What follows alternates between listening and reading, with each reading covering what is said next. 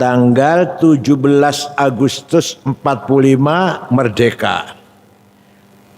Baru 2 bulan,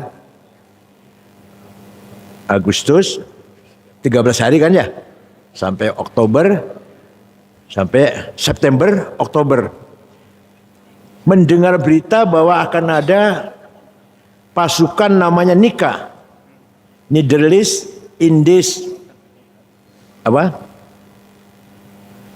Administration. Mereka tujuan ke sini katanya mau mencari orang-orang Belanda yang tersisa di penjara-penjara di sini yang dipenjara oleh Jepang. Kedatangan mereka itu. Ternyata mereka datang dengan membawa senjata berat. Sampai pesawat tempur. Maka Bung Karno dan Sudirman, Pak Hatta tidak mungkin kalau hanya ingin mencari tahan-tahan Belanda di penjara-penjara bekas Jepang, tidak mungkin. Ini sudah bawa senjata berat, pasti tujuannya lain, bukan hanya itu. Maka musyawarah, gimana nih? Tentara ngelawan, aduh maaf, tentara baru istirahat, baru 2 bulan, capek suruh perang lagi. Jadi gimana? Intifadah, dikeroyok oleh rakyat. Pakai bata, batu, kayu, ketepel, namanya intifadah bahasa Arabnya. Bukan perang, bukan, intifadah, ngeroyok.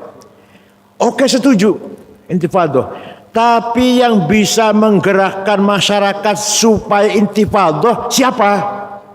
Yang suaranya didengar. Ayo intifadah yuk. Orang semua ikutin siapa? Nah, Yai Haji Hashim Asy'ari.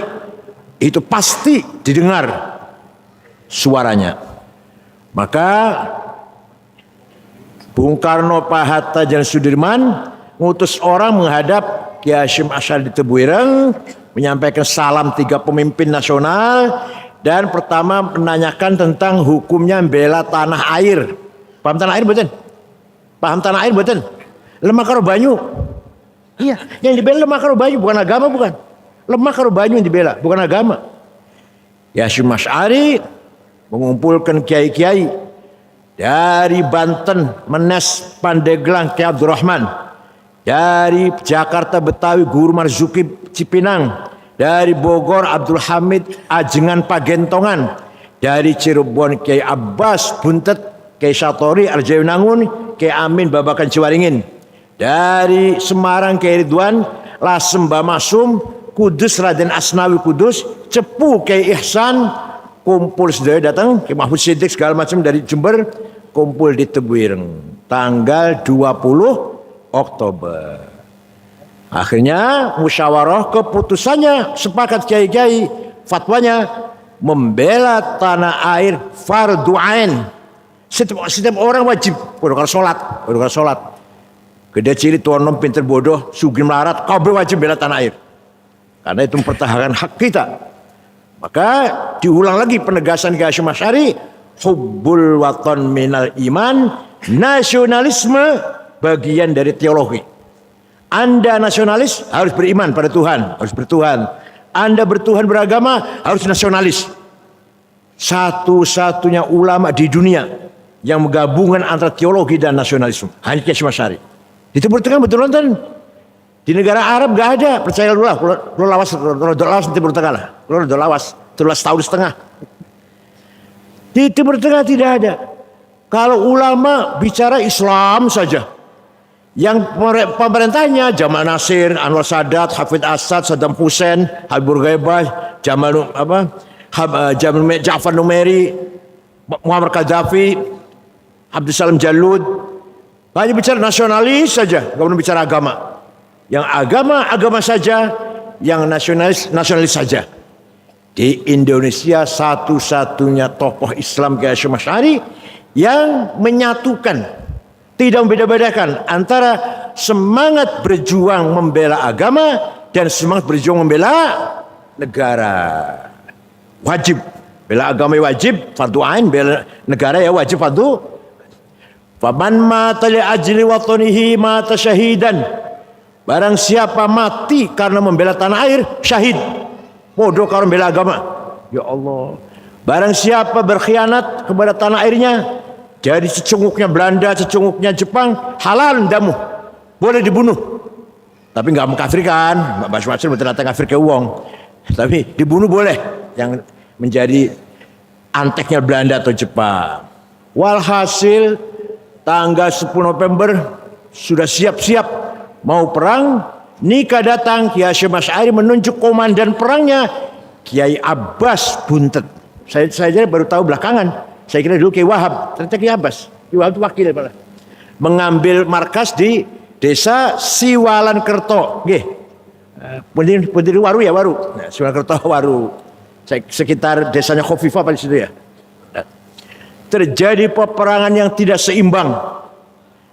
Walaupun kita korbannya banyak, konon kurang lebih 20.000, tapi kita menang.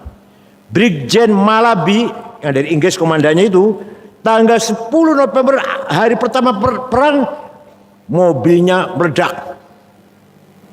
Malabi mati, supirnya mati, ajurnya mati. Yang masang bom bukan tentara, santri Tebuireng namanya Harun. Sayang Harun orang Melayu, malah pengen beruh hasilnya dikira mercon, mati bareng akhirnya Harun juga. Mati syahid Harun itu.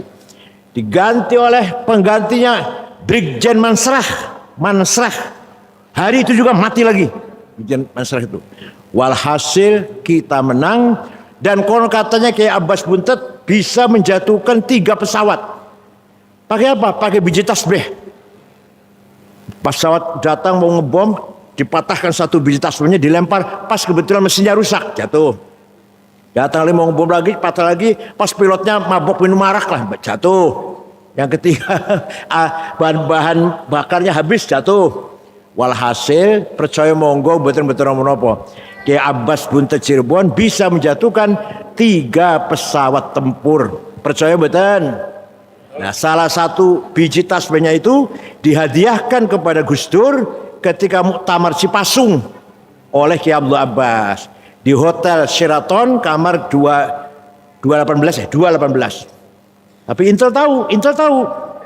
Ya Allah, Abbas dipanggil sampean ngasih batu anti peluru kepada Gus Dur di kamar ini jam sekian malam ini. Hebat, Intelnya hebat. Waktu Muktamar Cipasung itu. Alhamdulillah. Walhasil itulah jasa besar, andil besar para kiai ulama, terutama Hadratus Syekh Kiai Hasyim Asy'ari dan kiai-kiai yang lain. Seandainya kalah, sejarah akan berubah. Kemerdekaan bukan 17 Agustus, entah tanggal berapa, mundur itu. Bukan 1945 kalau kita kalah. Nah, terus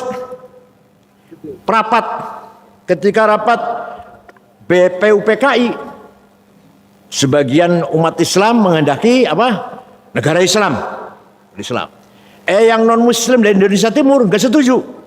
Nggak setuju negara Islam. Kalau dipaksakan negara Islam, kami keluar dari Indonesia. Ada 7 kata piagam Jakarta dengan berkewajiban menyelesaikan Islam bagi para pemeluknya. Kiai Wahid Hasyim bapaknya Gus Dur pulang ke Tebuireng. Waktu belum ada WA, belum ada SMS. Pulang Tebuireng, menceritakan masalah kepada bapaknya Kiai Hasyim Asy'ari. Kiai Hasyim jawab, "Sik tak sholat dulu ya, nanti malam tak sholat. Besok pagi saya jawab."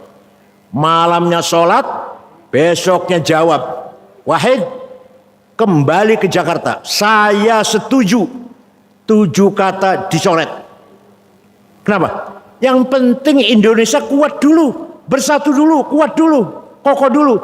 Di atas tanah air yang kuat itulah kita dakwah. Masjid, pesantren, madrasah, isi ghotah, sholawatan di atas tanah air yang kuat. Itu benar sekali Mbah Hasyim itu. Coba Afghanistan, begitu lawan Soviet rame-rame, Soviet kalah lari. Setelah bebas dari Soviet, negara Islam, nasionalis, perang saudara. Negara Islam nggak kecapean, korban sangat banyak di Afghanistan. Begitu pula Somali, begitu pula Libya. Dengan terbunuhnya Muammar Gaddafi sampai sekarang belum stabil. Sudah berganti-ganti presiden, tak berapa puluh orang itu ganti-ganti terus. Walhasil kita punya kelebihan. Kenapa? Kita sudah mempunyai prinsip hubbul waton minal. Di Timur Tengah nggak ada. Di negara Arab betul nonton. Jargon itu betul nonton. Itulah jasanya Kiai Haji Hasyim Asy'ari. Oleh karena itu Kiai Hasyim Asy'ari dianggap pahlawan nasional. Coba, ulama pahlawan nasional, Kiai Wahid Hasyim juga pahlawan nasional, ulama pahlawan nasional. Tinggal Gus Dur kita perjuangkan tuh. Kiai Wahab juga ulama pahlawan nasional. Kiai Zainal Arifin mantan Perdana Menteri zaman Bung Karno, ulama pahlawan nasional. Siapa lagi? Kiai Asad ya. Kiai Asad pahlawan nasional. Pak Idham Khalid yang gambarnya ada di uang 5.000 itu juga ulama pahlawan nasional. Di Timur Tengah nggak ada yang mujahid fiddin mujahid mawon, yang nasional mawon. Di kita satu orang ulama dan pejuang nasional. Kiai Hasyim Asy'ari jauh sebelumnya tahun belasan, waktu itu pemerintahan Islam masih dipegang khilafah sentralistik di Turki, namanya Utsmaniyah atau Ottoman. Tapi waktu itu tahun belasan, Ottoman khilafah Utsmaniyah la haula wala quwata. Semua wilayahnya dijajah oleh penjajah. Irak, Mesir, jajah Inggris, Sudan, jajah Inggris, Suriah, Lebanon, Tunis, jajah Prancis, Libya, jajah Itali, Indonesia, Belanda. Kiai Hasyim Asy'ari sudah waskito. Ini nanti khilafah akan bubar nih. Khilafah akan bubar nih. Kalau nanti khilafah itu bubar, maka akan berdiri negara sendiri-sendiri. Kalau sudah berdiri negara sendiri-sendiri, negeri Jawi ini jangan sampai negara yang sekuler. Kalau bahasa sekarang sekuler, bahasa waktu itu apa ya? Negara yang tidak beragama lah. Maka itulah asal usulnya Kiai Hasyim Asy'ari mengeluarkan hubbul waton minal iman.